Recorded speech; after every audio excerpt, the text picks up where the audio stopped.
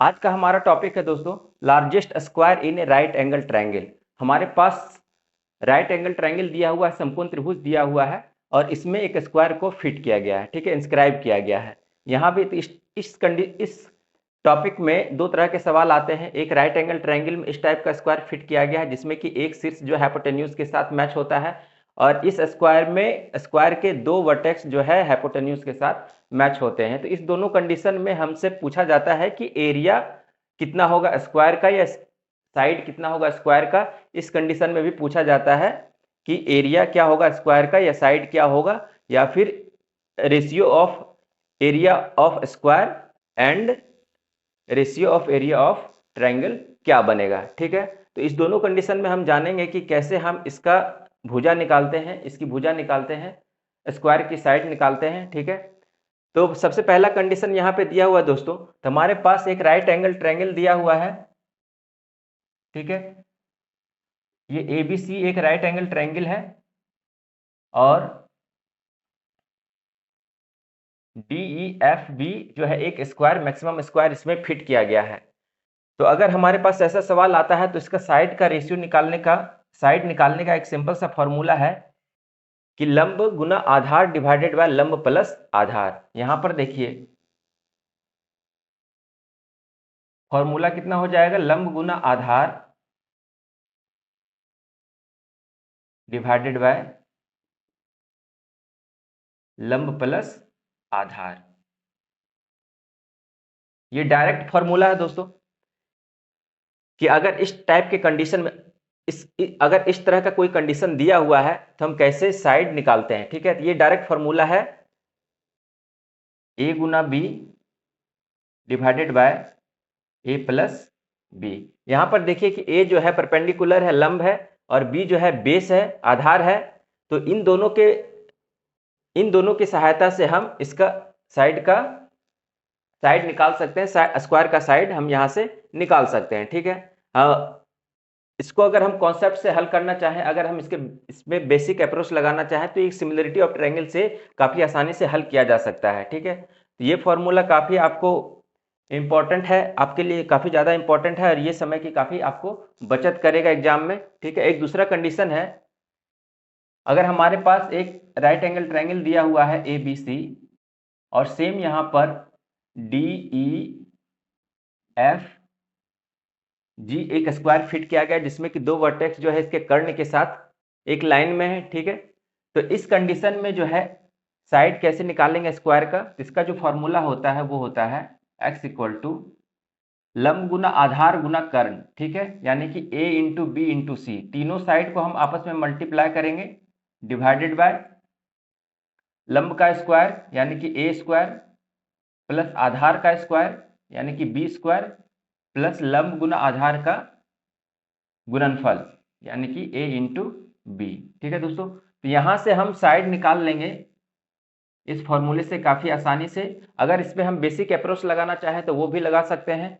Similarity of triangle से आप इसको काफी आसानी से हल कर सकते हैं। इस ट्रायंगल को और इस ट्रायंगल को अगर आप सिमिलर बनाएंगे तो ये काफी आसानी से हल किया जा सकता है, ठीक है।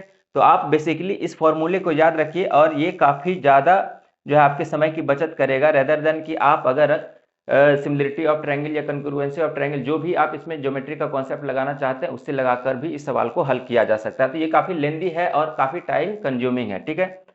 तो यहाँ पर हम देखेंगे, इस पर बेस सवाल देखेंगे कि कैसे हम सारे सवालों को हल कर सकते हैं, ठीक है। अगर हम सपोज करते हैं कि इसका कुछ रेशियो दिया हुआ है, ठीक है, यहाँ पर साइड दिया हुआ है, इधर आधार दिया हुआ है, इधर लंब दिया हुआ है, इधर आधार दिया हुआ है, यहाँ भी।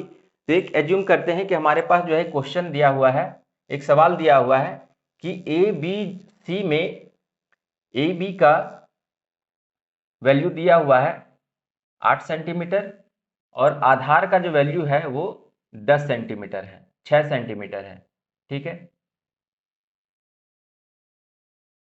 6 सेंटीमीटर है।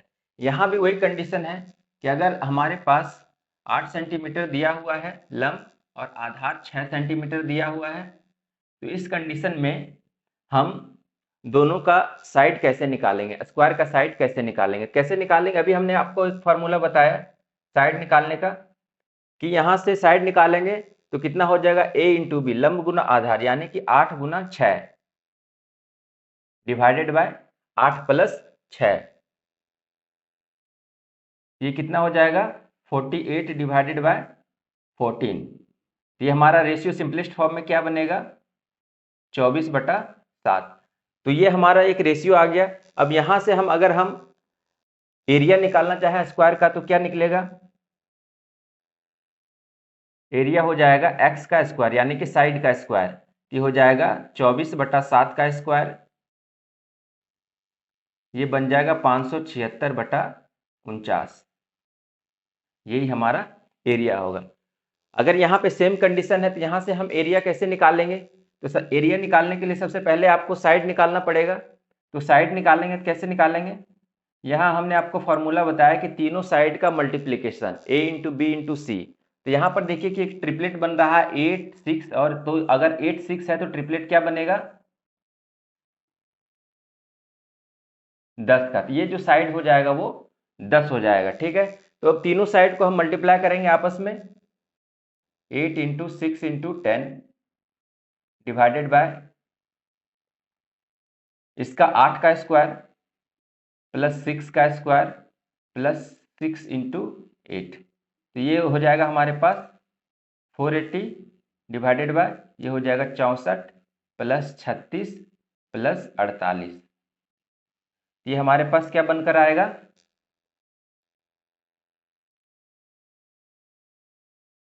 480 डिवाइडेड बाय 64 और 36 148। ठीक है, तो 4 से इसे करेंगे सिंपलेस्ट फॉर्म में चेंज करेंगे तो हमारे पास क्या बनेगा 120 divided by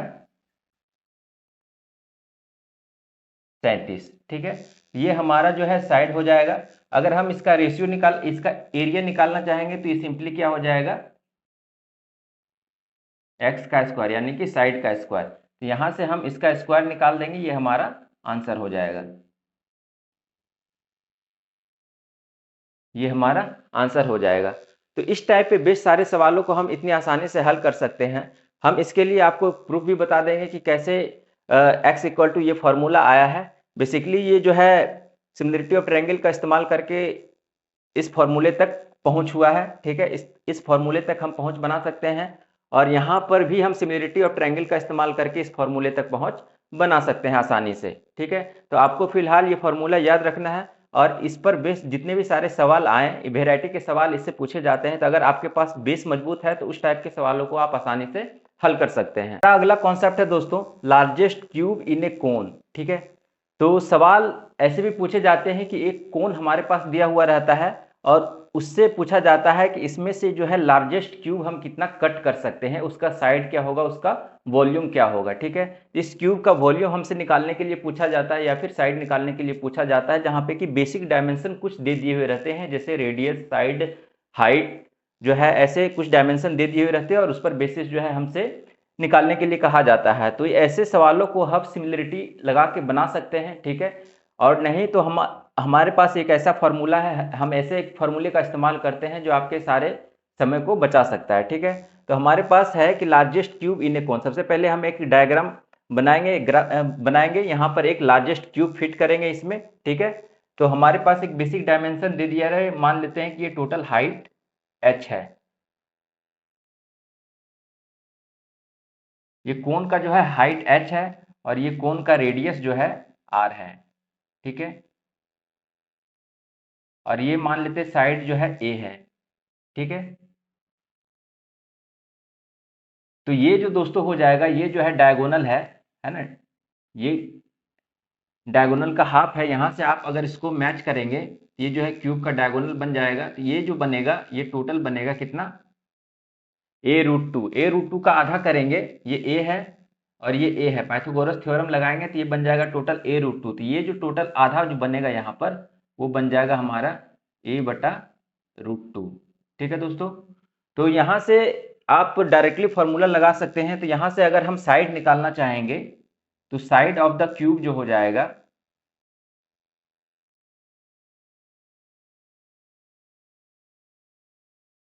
side of the cube a जो हो जाएगा दोस्तों, वो हो जाएगा, इसके लिए एक सिंपल सा बेसिक फॉर्मूला, वो क्या है कि h यानी कि height into √2 into R divided by H plus √2 into R. ठीक है, ये बेसिक फॉर्मूला है दोस्तों। इस पर बेस्ड हम इन सारे सवालों को हल कर सकते हैं।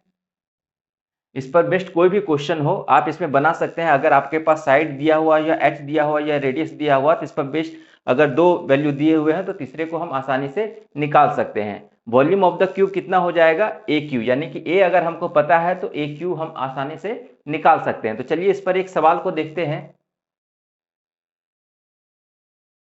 सवाल में बोला गया है कि अगर h जो है 30 सेंटीमीटर है और रेडियस जो है वो 10√2 सेंटीमीटर है। ठीक है, तो हाइट जो है दिया हुआ है कोन का 30 सेंटीमीटर और रेडियस है 10√2 सेंटीमीटर। ठीक है, तो साइड ऑफ द कोन कितना हो जाएगा, साइड ऑफ द क्यूब कितना हो जाएगा, ए का मान यहां से कितना निकल जाएगा। सिंपली क्या करना है, 30 गुना 10√2 यानी कि h into √2 into r. H हमारे पास कितना है 30 और √2 और आर कितना है 10√2 डिवाइडेड बाय, ये हो जाएगा 30 प्लस √2 इंटू 10√2। ठीक है, तो इसको हम हल करेंगे ए के लिए, तो ये हमारे पास कितना आएगा 600 डिवाइडेड बाय 50। ठीक है, ये कैंसिल आके हमारे पास आ जाएगा 12। ठीक है, तो एरिया इसका जो साइड हो जाएगा दोस्तों, क्यूब का जो साइड हो जाएगा वो हो जाएगा 12। अगर क्यूब का वॉल्यूम हमसे निकालने के लिए पूछा जाएगा तो वॉल्यूम कितना निकलेगा, साइड का क्यूब, और साइड कितना निकला 12, और 12 का क्यूब कितना हो जाएगा 1728 क्यूबिक सेंटीमीटर। ठीक है, यही हमारा आंसर हो जाएगा। तो देखा कि हम सारे ऐसे सवालों को हम विद इन सेकेंड हल कर सकते हैं इस फॉर्मूले के जरिए। अगर आप इसका बेसिक इसका जो प्रूफ चाहते हैं तो वो भी हम आपको कमेंट में बता देंगे। ठीक है, तो इस टाइप के सारे सवाल जो है पूछे जाते हैं। चलिए हम नेक्स्ट कॉन्सेप्ट की तरफ बढ़ते हैं। हमारा अगला कॉन्सेप्ट है दोस्तों कि maximum volume of a cylinder in a cone. सवाल में ये भी आता है कि एक हमारे पास शंकु दिया हुआ है, एक कोन दिया हुआ है, और इसमें एक मैक्सिमम जो इसमें एक सिलेंडर फिट किया जाता है जिसका कि जो वॉल्यूम होगा वो मैक्सिमम होगा। ठीक है, जो मैक्सिमम सिलेंडर को फिट किया जाता है तो उससे पूछा जाता है कि इसका वॉल्यूम क्या होगा। ठीक है, तो ऐसे सवालों को भी हम बहुत ही आसानी से हल कर सकते हैं। हालांकि इसके लिए दो फॉर्मूले हैं हमारे पास। ठीक है, तो इन दोनों चीज़ों को हम देखेंगे कि कैसे हम इसको डिस्क्राइब कर सकते हैं। ठीक है, तो यहाँ पर हमारे पास एक कोण दिया हुआ है, मान लेते हैं कि इसका जो है ए है, बी है और ये सी है। ठीक है, एक पॉइंट। ठीक है, और हमारे पास जो है इस कोण का हाइट दिया हुआ है एच। इस कोण का हाइट हमारे पास दिया हुआ है एच, और जो है कोण का जो रेडियस है वो मान लेते हैं आर है। ठीक है, तो इसके लिए हम दो फॉर्मूले इस्तेमाल करेंगे। यहाँ पर देखेंगे कि इस कंडीशन में अगर हमारे पास दिया हुआ है तो जो इसका मैक्सिमम वॉल्यूम का फॉर्मूला होगा वो हो जाएगा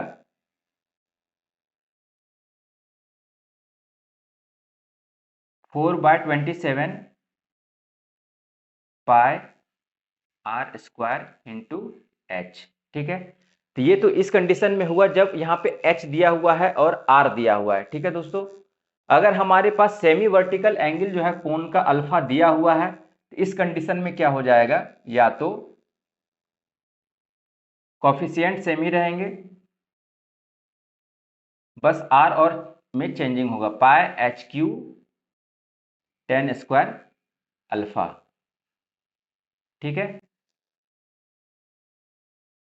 तो ये दोनों फॉर्मूले हम इस्तेमाल करेंगे दोस्तों, और दोनों ही एग्जाम पॉइंट ऑफ व्यू से काफ़ी ज़्यादा इंपॉर्टेंट है।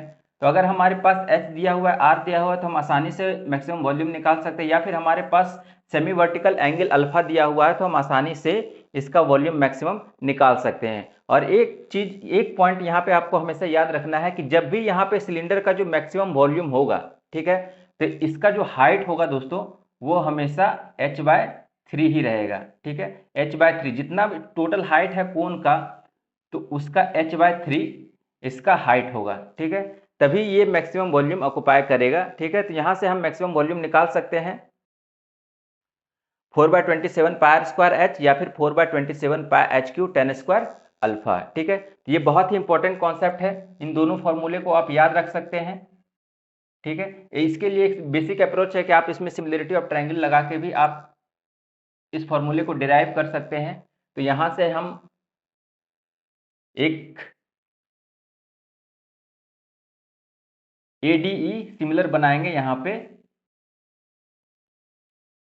AFC को, और इस सिमिलरिटी के आधार पे हम इस फॉर्मूले को डिराइव कर सकते हैं। ये थोड़ा टाइम लेंदी है और थोड़ा टाइम कंज्यूमिंग है, इसलिए इस फॉर्मूले को हम कमेंट सेक्शन में डिराइव करके आपको बता देंगे। फिलहाल ये फॉर्मूला आप याद रखिए और इस पर बेस्ड हम इस सवाल को देखते हैं, ठीक है। तो हमारे पास सवाल दिया हुआ है कि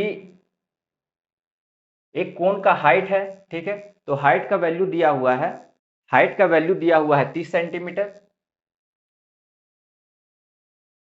और सेमी वर्टिकल एंगल अल्फा का मान दिया हुआ है 30 डिग्री, ठीक है। तो इन दोनों बेसिस पे हमसे पूछा जा रहा है कि इसका जो मैक्सिमम वॉल्यूम ऑफ सिलेंडर क्या होगा। तो मैक्सिमम वॉल्यूम ऑफ सिलेंडर हम कैसे निकालेंगे यहाँ पर, तो डायरेक्टली हमारे पास क्या दिया हुआ, एच दिया हुआ और अल्फा दिया हुआ है, तो एच और अल्फा का यूज करेंगे फॉर्मूला, ठीक है।